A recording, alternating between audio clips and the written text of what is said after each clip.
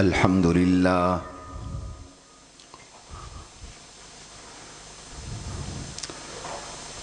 الحمد لله وكفى وسلام على عباده الذين اصطفى خصوصا على سيد الرسل وخاتم الأنبياء سيدنا ومولانا محمد المصطفى أحمد المجتبى وعلى آله وأصحابه الأتقياء الأزكياء.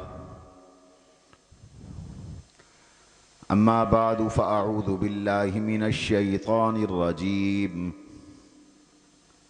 بسم الله الرحمن الرحيم. يا أيها النبي قل لأزواجك إن كنتن تردن الحياة الدنيا وزينتها فتعالين أمتعكن وأسرحكن سراحا جميلا وإن كنتن تردن الله ورسوله والدار الآخرة فإن الله أعد للمحصنات منكن أجرا عظيما. وقال تعالى في موضع آخر: وقرن في بيوتكن ولا تبرجن تبرج الجاهلية الأولى وأقمنا الصلاة وآتينا الزكاة وأطعنا الله ورسوله إنما يريد الله ليذهب عنكم الرجس أهل البيت ويطهركم تطهيرا واذكرن ما يتلى في بيوتكن من آيات الله والحكمة. وقال رسول الله صلى الله عليه وسلم: فضل عائشة على النساء كفضل السريد على سائر الطعام. وقال رسول الله صلى الله عليه وسلم: قال جبرائيل: هذه زوجتك في الدنيا والآخرة.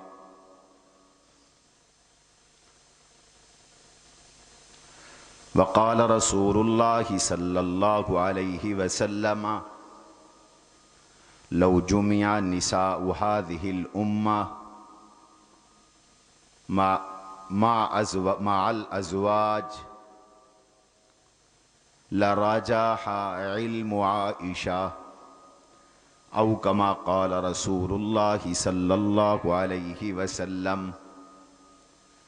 وقال رسول الله صلى الله عليه وسلم: ابشري يا عائشة قد برأك الله.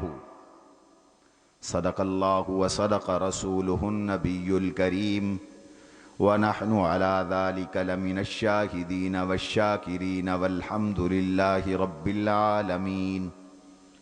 اللهم صل على محمد وعلى آل محمد كما صليت على إبراهيم وعلى آل إبراهيم إنك حميد مجيد. اللهم بارك على محمد وعلى آل محمد كما باركت على إبراهيم وعلى آل إبراهيم إنك حميد مجيد. گرامی قدر سامعین گرامی، محترم بزرگوں اور عزیز ساتھیوں،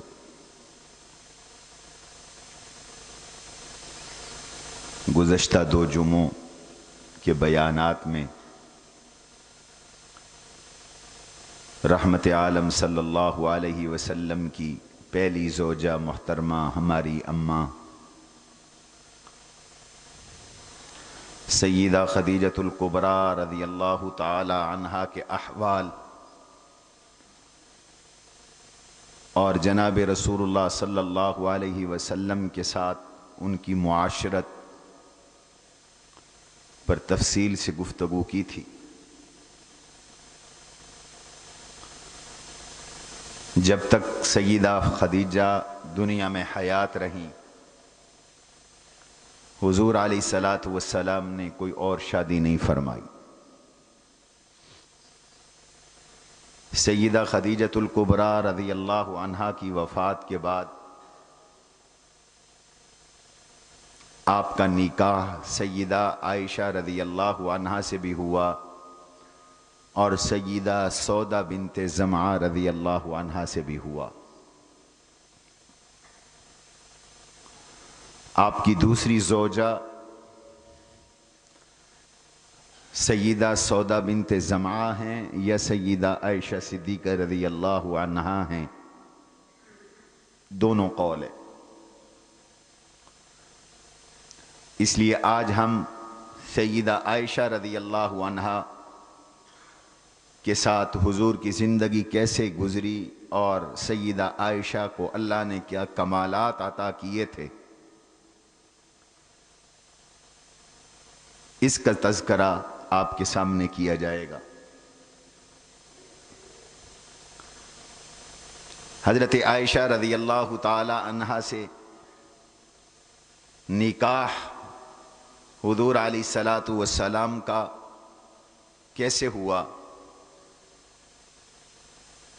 روایات میں آتا ہے حضرت صلی اللہ علیہ وسلم کے ایک صحابی حضرت عثمان ابن مظعون رضی اللہ عنہ کی گھر والی وہ حضور کے پاس آئیں اور کہنے لگیں، یا رسول اللہ صلی اللہ علیہ وسلم، اگر آپ چاہیں تو آپ کا نکاح ایک کنواری سے اور ایک بیوہ سے، سیبہ سے کروا دیا جائے۔ حضور علیہ السلام کو انہوں نے یہ پیشکش کی جب سیدہ خدیجہ رضی اللہ عنہا کا وصال ہو چکا تھا اور انہوں نے محسوس کیا کہ آقا کو خدمت کی ضرورت ہے۔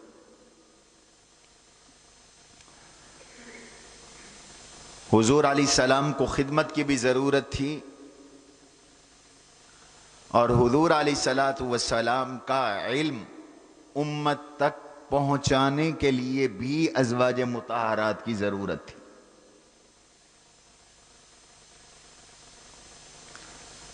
آپ کی گھریلو زندگی کیسے تھی یہ تو ازواج مطہرات ہی بتا سکتی ہیں۔ آپ نے غسل کیسے فرمایا، گھر والیوں کے ساتھ، گھر والیوں کو علم ہے۔ تہجد کیسے پڑھی، گھر والیاں بتا سکتی۔ رات کو کتنا حصہ آرام کرتے تھے، گھر والیاں بتا سکتی۔ بیویوں کے ساتھ نبھا کیسے تھا، گھر والیاں بتا سکتی۔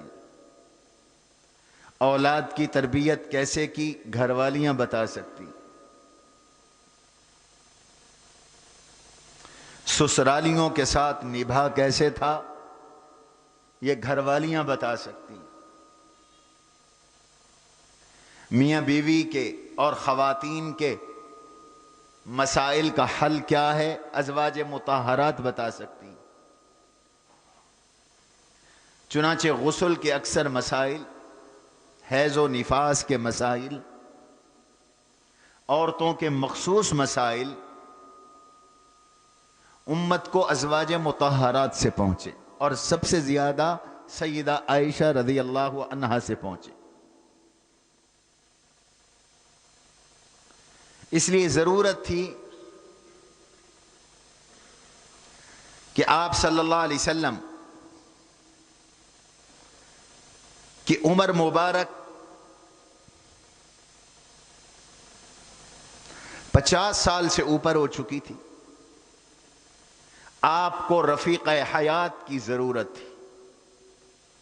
تجرد کی زندگی گزارنا بھی مشکل ہوتا ہے اور مسائل امت تک پہنچانے کے لیے بھی رفیق حیات کی ضرورت ہے۔ آپ کی خیرخواہی میں عثمان بن مظعون رضی اللہ عنہ کی اہلیہ نے حضور کو یہ پیشکش کی کہ میں آپ کا نکاح ایک کنواری سے اور ایک غیر کنواری سے کروا سکتی ہوں۔ آپ نے پوچھا کنواری کون ہے اور غیر کنواری کون ہے؟ تو فرمانے لگی غیر کنواری تو سیدہ سودا بنت زمعہ ہیں، اور کنواری سیدہ عائشہ بنت ابی بکر صدیق ہیں۔ آپ نے انہیں اجازت مرحمت فرمائی کہ تم بات چلاؤ۔ روایات میں آتا ہے یہ خاتون سیدہ عائشہ کی والدہ محترمہ جن کا نام سیدہ ام رمان تھا، اور یہ ام رمان صحابیہ ہیں اور عظیم الشان صحابیہ ہیں جو امی عائشہ کی والدہ ہیں۔ ابو بکر جو حضرت عائشہ کے والد ہیں ان کا مقام تو سب جانتے ہیں۔ ام رمان جو حضرت عائشہ کی والدہ ہیں ان کا انتقال ہوا، اور ان کو جب قبر میں لٹایا جا رہا تھا تو حضور علیہ الصلوۃ والسلام نے ارشاد فرمایا ام رمان کے بارے میں کہ جس نے جنت کی حور عین دیکھنی ہو تو حور عین کو دفن کیا جا رہا ہے۔ جنت کی حور عین آپ نے قرار دیا سیدہ عائشہ کی والدہ سیدہ ام رمان رضی اللہ تعالی عنہا کو۔ ابو بکر تو ابو بکر ہیں، ابو بکر کی گھر والی کا یہ مقام ہے۔ ابو بکر کا مقام یہ ہے کہ جنت کے 8 دروازوں میں ہر دروازہ پکارے گا ابو بکر کو کہ مجھ سے داخل ہو جاؤ، اور ابو بکر کی گھر والی کا یہ مقام ہے کہ حضور نے انہیں حور عین قرار دیا ہے، جنت کی حور عین قرار دیا ہے۔ پیغام پہنچایا کہ عائشہ کا نکاح حضور علیہ الصلوۃ والسلام سے کر دیا جائے۔ سیدہ ام رمان نے کہا انتظری حتی جاء ابو بکر، آپ ٹھہرے ذرا انتظار کریں، میں اپنے شوہر کے مشورے کے بغیر کیسے جواب دوں؟ ابو بکر آئیں گے میں جواب دوں گی۔ ابو بکر تشریف لے آئے۔ ام رمان نے ابو بکر سے کہا کہ عثمان بن مظعون کی گھر والی حضور کی اجازت سے پیغام لائی ہیں عائشہ کے رشتے کے لیے۔ تو حضرت ابو بکر صدیق رضی اللہ تعالی عنہ نے فرمایا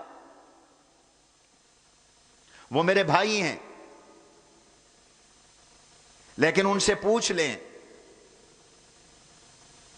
کہ کیا وہ عائشہ ان کے نکاح کی صلاحیت رکھتی ہیں، شرعاً جائز ہے، وہ اس قابل ہیں کہ ان سے نکاح بھی ہو جائے؟ حضور کے پاس جواب گیا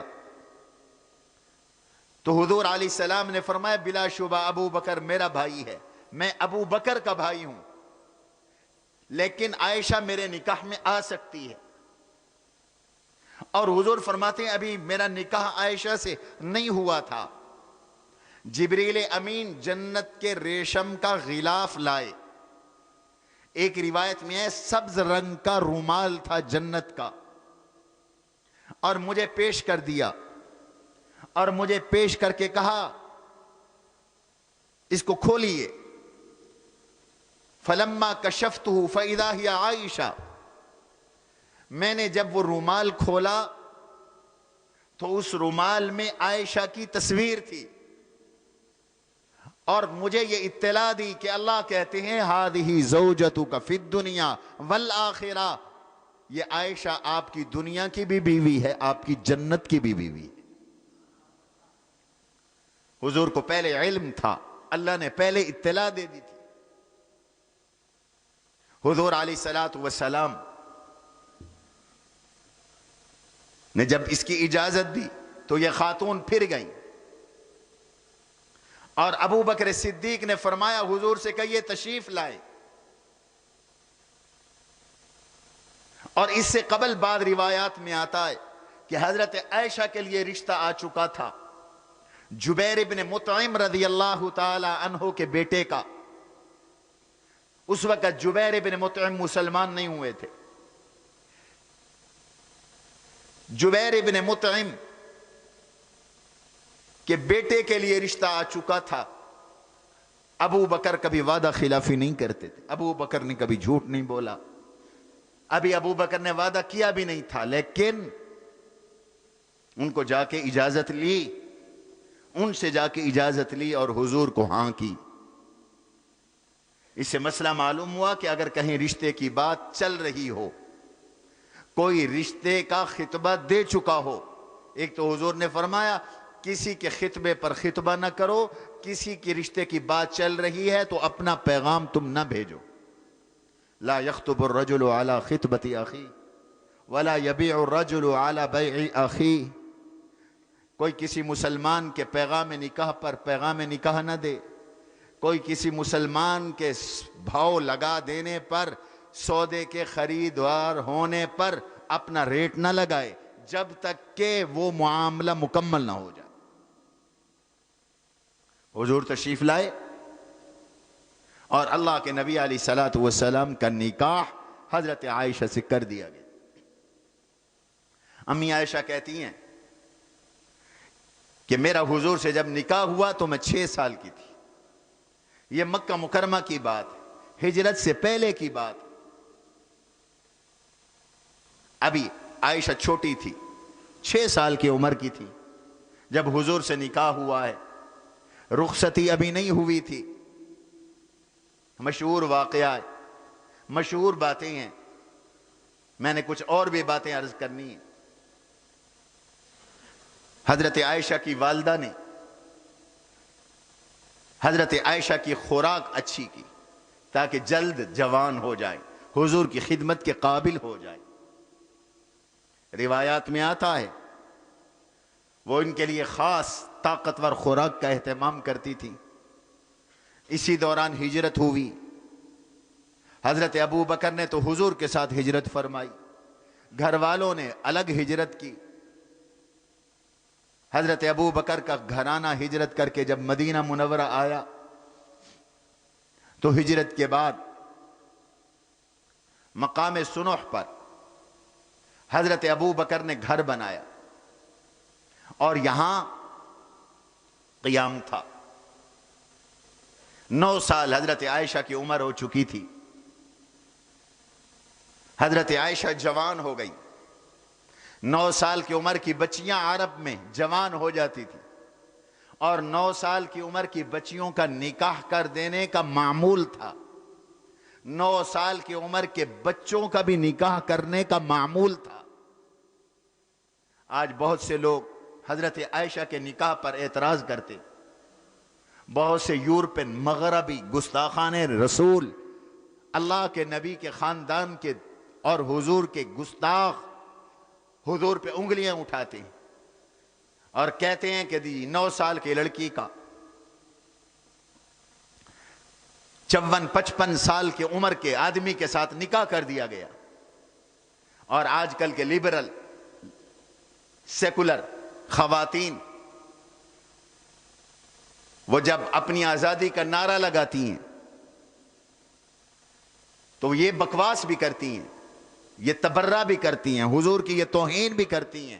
اس دفعہ بھی ایک پوسٹر اٹھایا ہوا تھا کہ مجھے تو 9 سال کی عمر میں پکڑ کر اس کو دے دیا گیا, میرا گلا دبا دیا گیا, اس کی آواز 5 وقت آ رہی ہے. نعوذ باللہ من ذالک. یہ حضور پہ چوٹ ماری جاتی ہے کہ حضور کی آواز اور حضور کا نام تو روزانہ 5 مرتبہ اذان میں لیا جاتا ہے اور عورت کا گلا دبا دیا گیا ہے اور عائشہ کو 9 سال کی عمر میں بھیج دیا گیا تھا. ان جاہلوں اور گستاخوں اور اللہ کے دین کے باغیوں اور اللہ کے دین کے دشمنوں کو کیا خبر کہ نبی کی خدمت کتنا بڑا اعزاز ہوتا ہے. حضرت عائشہ کو خاص طور پہ تیار کیا گیا تھا وہ جوان ہو گئی تھیں، اور عرب کی ثقافت میں بچیاں جلدی جوان ہوتی تھیں جیسے آج کل بچیاں جلدی جوان ہوتی ہیں، اور عرب کی ثقافت میں جوان ہوتے ہی شادیاں کرنے کا رواج تھا۔ یہ کوئی 1 2 3 4 نہیں، 20 ایسی مثالیں ہیں صحابہ کی اور اس وقت کے عرب کے لوگوں کی، بچیوں کی اور بچوں کی جن کی کم عمری میں بلوغ کے بعد شادی ہوئی۔ آج یہ جو قانون بنایا گیا ہے کہ 18 سال کی عمر سے کم عمر میں نکاح کرنا جرم ہے، جیل بھیج دیا جاتا ہے، گرفتار کر لیا جاتا ہے، بالکل خلاف شریعت قانون ہے۔ حضور کی شریعت کو ذبح کیا گیا ہے یورپ کو خوش کرنے کے لیے۔ ایسے قانون بنائے جا رہے ہیں نکاح مشکل ہو جائے، ایسے قانون بنائے جا رہے ہیں فحاشی عام ہو جائے، ایسے قانون بنائے جا رہے ہیں عریانی کا دورہ ہو، ایسا قانون بنائے جا رہے ہیں بے راہ روی ہو، بد چلنی ہو، بد کرداری ہو۔ زنا پہ کوئی پابندی نہیں ہے، کم عمری کے زنا پہ کوئی پابندی نہیں ہے، نکاح پہ پابندی، کوئی نکاح نہیں کر سکتا۔ کم عمری کا نکاح بھی ثابت ہے، حضور نے حضرت عائشہ سے نکاح کیا، عائشہ 6 سال کی تھی، رخصتی ہوئی عائشہ 9 سال کی تھی۔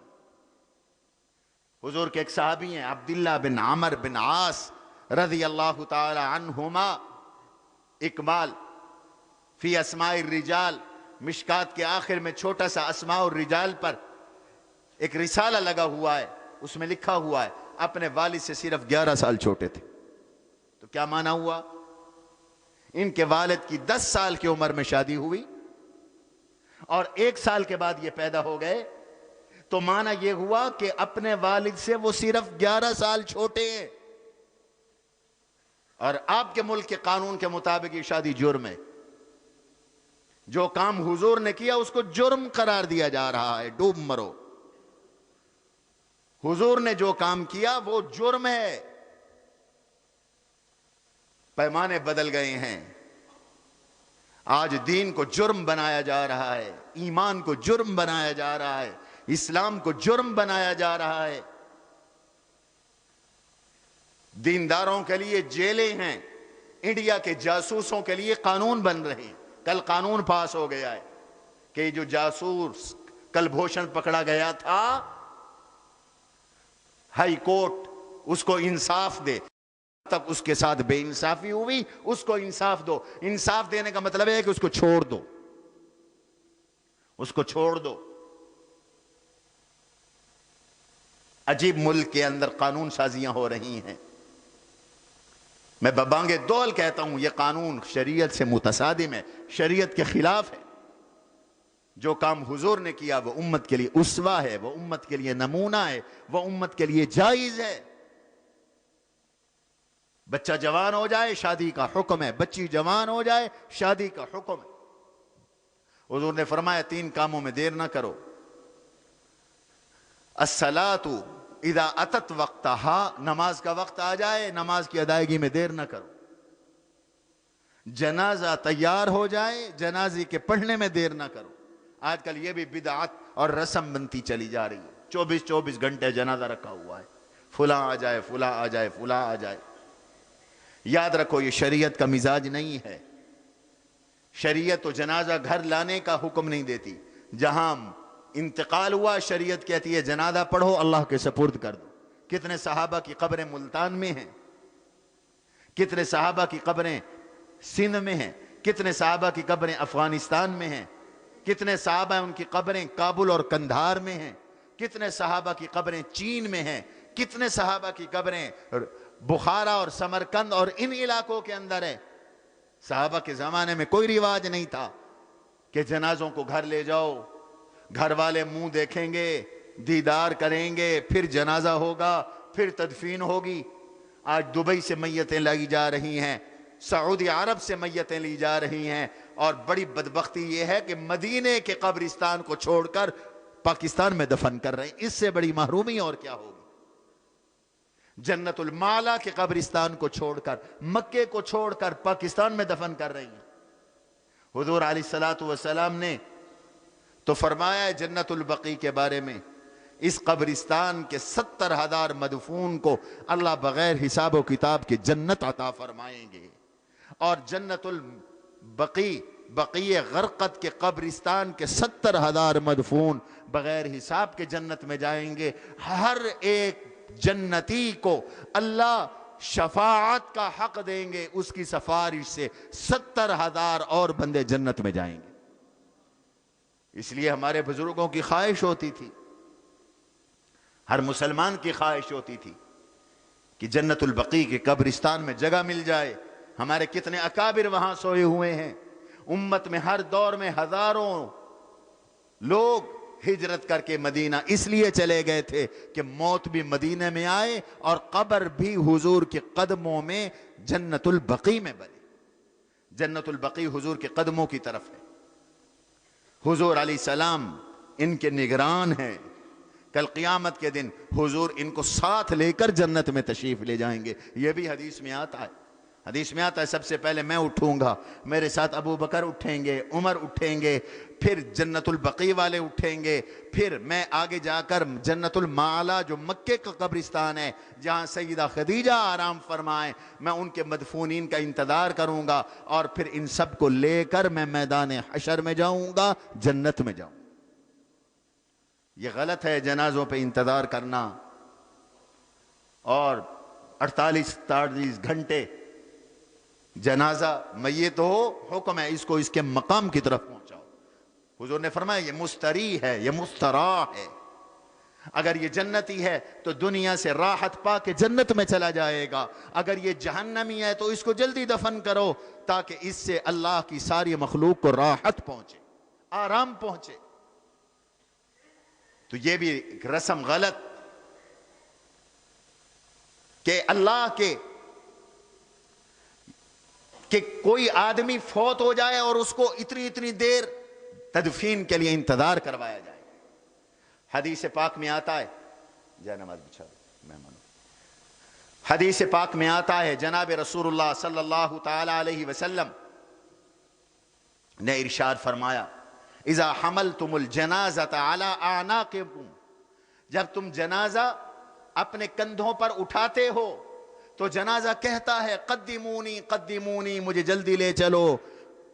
اگر وہ نیک ہے تو کہتا ہے قدمونی قدمونی، مجھے جلدی لے چلو، مجھے جلدی لے چلو۔ بخاری کی حدیث ہے، کوئی میں ضعیف روایت نہیں پڑھ رہا، بخاری کی روایت ہے۔ امام بخاری نے باب قائم کیا، باب کلام المیت، میت بولتی بھی ہے۔ اگر نیک میت ہو اور تم جنازہ کندھے پہ اٹھا کے جا رہے ہوتے ہو، ایمبولینس پہ اٹھا کے جا رہے ہوتے ہو، وہ کہہ رہی ہوتی ہے قدمونی قدمونی، مجھے جلدی جنت میں لے چلو، مجھے جلدی لے چلو۔ اور اگر وہ میت بدکار ہوتی ہے، بری ہوتی ہے، دوزخی ہوتی ہے، تو وہ کہتی ہے ہائے ہائے مجھے کہاں لے کے جا رہے ہو، ہائے ہائے مجھے کہاں لے کے جا رہے ہو۔ تو یہ خلاف شرع ہے۔ جنازوں میں تاخیر ٹھیک نہیں ہے، شادیاں میں بھی تاخیر ٹھیک نہیں ہے، یہ فتنے کا باعث ہے۔ تو 20 ایسے صحابہ ہیں جن کی شادیاں بلوغ کے فوراً بعد ہوئیں، بچیوں کی بھی بچوں کی بھی، یہ عام کلچر تھا عرب کا۔ اور میں نے ایک فہرست جمع کرائی ہے ایسے صحابہ کی، اور میں نے آپ کو عبداللہ بن عمر بن عاص رضی اللہ عنہما کا حوالہ دیا، وہ اپنے باپ سے صرف 11 سال چھوٹے ہیں۔ تو 11 سال چھوٹے ہونے کا معنی کیا ہے کہ ان کے والد کی 10 سال کی عمر میں شادی ہوئی تھی۔ اسی تناظر میں سیدہ عائشہ رضی اللہ عنہا کی شادی 9 سال کی عمر میں ہوئی۔ ان کی جب رخصتی ہوئی تو بڑی سادہ طریقے سے، آج شادیوں کو عذاب بنا دیا گیا، شادیاں مشکل، نکاح مشکل، زنا آسان۔ کیسے رخصتی ہوئی؟ سیدہ عائشہ جوان ہوئی، ام رومان کو پتہ چلا، والدہ کو سب سے پہلے پتہ چلتا ہے بچیوں کے جوان ہونے کا۔ انہوں نے ابو بکر صدیق رضی اللہ عنہ کو اطلاع دی۔ ابو بکر نے حضور کو اطلاع دی، حضرت آپ دولہا بنے، میں دلہن لا رہا ہوں۔ کوئی تکلف نہیں، کوئی بارات نہیں آئی، کوئی لوگوں کو بلایا نہیں گیا۔ حضور علیہ الصلوۃ والسلام نے انصار کی چند عورتوں کو اپنے گھر بلوا لیا، چند گھروں میں بلا لیا۔ عائشہ کہتی ہیں میں کھیل رہی تھی، کم عمر تھی، 9 سال عمر تھی، میں اپنی سہیلیوں کے ساتھ کھیل رہی تھی، میری امی مجھے پکڑ کے لائی، مجھے کچھ نہیں پتا کیا ہو رہا ہے، میرا منہ دھلوا دیا، میرے سر کے بال دھلوا دیے، اور مجھے میرا سر اور میرا منہ دھلوا کر مجھے میری امی نے بازو سے پکڑ لیا اور حضور کے گھر لے گئیں۔ اللہ کے نبی علیہ السلام کے گھر کے دروازے پر چھوڑ کر واپس آ گئیں اور کہنے لگی علی خیر و برکہ علی خیر طائر۔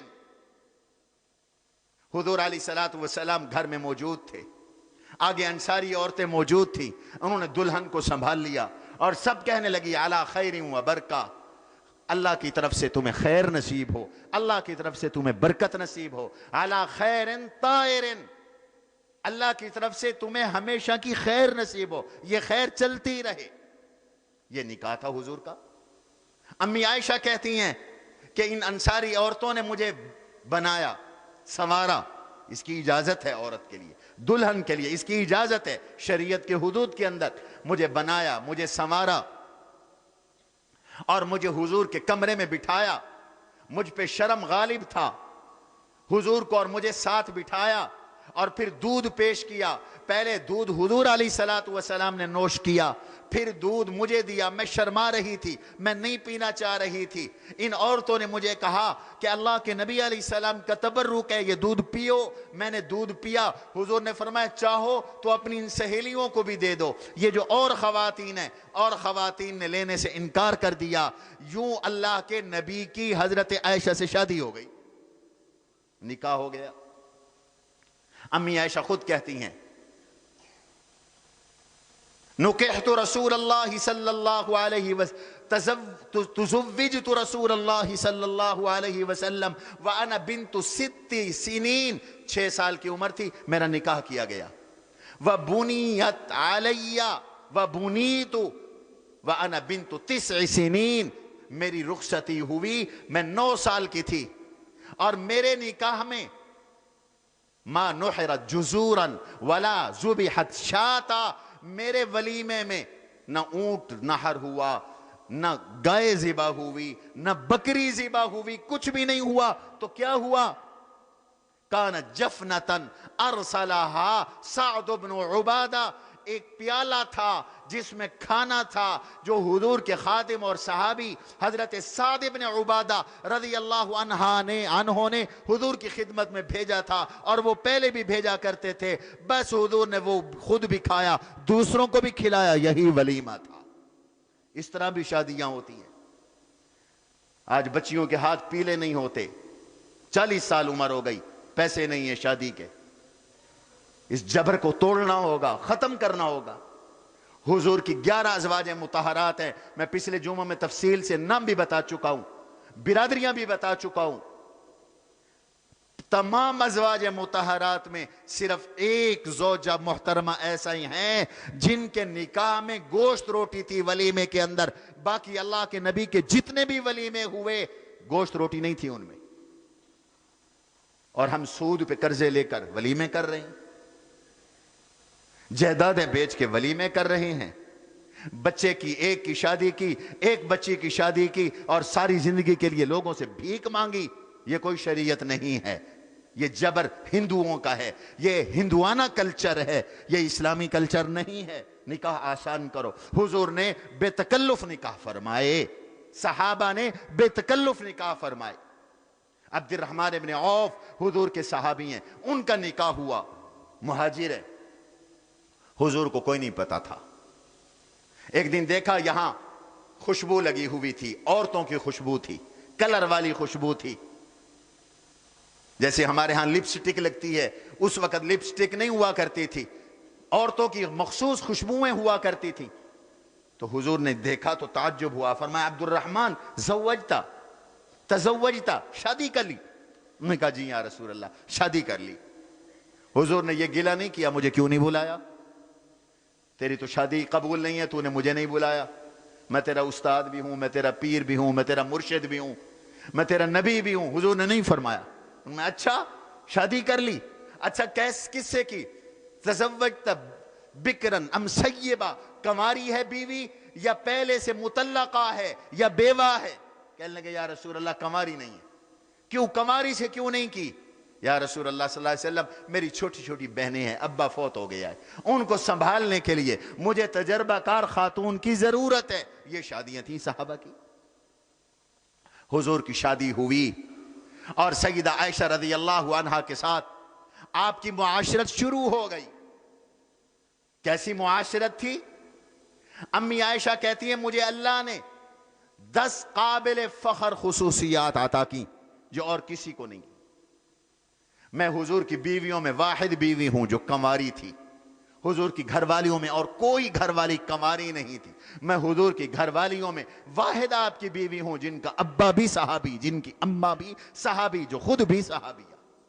اور کوئی بیوی ایسی نہیں تھی جن کا ابا اماں دونوں کے دونوں مسلمان ہوں، بوقت نکاح مسلمان ہوں۔ بعد میں تو سب مسلمان ہو گئے فتح مکہ کے بعد۔